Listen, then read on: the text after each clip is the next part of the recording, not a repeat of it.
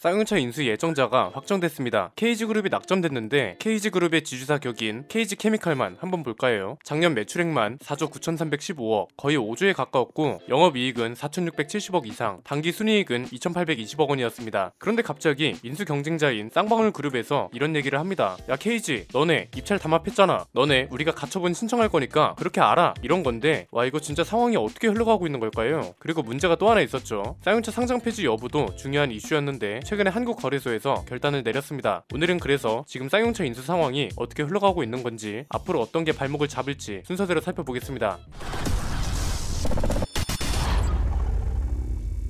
에디스모터스의 인수가 무산된 지 47일 만에 반전 드라마가 본격적으로 시작됐습니다. 쌍용차가 10월까지 회생 절차를 마무리 지어야 하잖아요. 에디스모터스가 인수를 실패하면서 이제 진짜 끝났구나 싶었던 와중에 KG그룹이라는 희망이 나타났죠. 그동안 인수 2차전을 다뤄드리면서 가장 가능성 있는 회사는 KG그룹이라고 분석해드렸는데 다행히 분석대로 KG그룹이 인수 예정자로 선정됐습니다. KG그룹이랑 캡터스 프라이빗 에쿼티 PE 그리고 파빌리온 PE까지 지원 사격을 하면서 인수 예정자 선정 과정은 상당히 순조로웠습니다. 그런데 이 소식이 나온 당일에 이런 기사도 나왔습니다. 쌍방울 측에서 인수 예정자로 KG그룹이 선정된 것에 대해 이의 제기를 한 겁니다. 뭐라고 말했는지 보니까 쌍방울 그룹의 인수 카드는 광림이었잖아요. 광림 컨소시엄 관계자가 이런 말을 했습니다. KG그룹과 파빌리온 PE의 연합이 담합에 논란이 있어 유감스럽다. 이번 인수전이 공정하게 진행되길 희망한다. 이렇게 말했습니다. 그러면서 법원에 효력금지 가처분 신청을 내기도 했습니다. 그러니까 이런 겁니다. 쌍용이 지금 인수 예정자를 미리 지정한 거잖아요. 그러니까 이게 다른 경쟁 업체들 입장에선 경쟁을 본질적으로 제한한다는 소리죠. 예를 들어서 쟤랑 나랑 달리기 시합을 해요. 그런데 심판이 이번 시합은 제가 이길 예정이야 이렇게 먼저 정해버렸다는 거죠. 그래서 이 경기 무효야 이렇게 효력금지 가처분 신청을 하겠다는 겁니다. 본인들 입장에선 불리할 수밖에 없으니까요. 와 이거 KG랑 쌍용이 부당거래라도 한 거야 뭐야 이렇게 생각하실 수도 있는데 글쎄요, 이건 이미 쌍용차에서 발표한 계획 중에 있는 내용 아닌가요? 쌍용차 보도 자료에도 나와 있잖아요. 재매각 기한이 지금 10월이죠. 시간이 없기 때문에 제한경쟁 입찰 대상자를 선정한다고 했잖아요. 그래서 5월 중순쯤에 인수 제안서 접수를 하고 인수 예정자도 선정하기로 했고요. 이게 왜 그러냐면 인수하겠다는 회사 여러 곳을 똑같이 검토하게 되면 그만큼 늦어지니까 애초에 처음부터 가능성이 가장 높은 회사 위주로 검토를 하겠다는 거죠. 그래야 절차가 빠르게 끝나니까요. 시작부터 KG그룹은 가장 가능성 있는 회사였습니다. 쌍용차 알림 자료에 보면 쌍용차가 KG를 선정한 이유가 명확하게 나옵니다. 크게 4가지인데요. 인수 대금의 크기, 유상증자 비율과 요구 지분율, 인수 이후 운영 자금 확보 계획, 고용 보장 기간 이런 기준으로 봤을 때 KG그룹이 가장 적합했다는 겁니다. 그냥 다른 거 다 볼 필요 없이 인수 대금만 봐도 KG그룹이 가장 유력했죠. 쌍용차 인수대금이 에디스모터스 때문에 3천억 수준으로 알려졌는데 그거 아니라고 말씀드렸잖아요. 인수할 때 내야 하는 돈, 인수 이후에 들어가는 회사 운영 자금, 직원 월급, 신차 개발비 이런 거 다 하면 최소 1조라고 말씀드렸습니다. KG그룹이 인수금으로 적어낸 금액이 얼마인가요? 9천억이죠. KG케미칼 현금성 자산이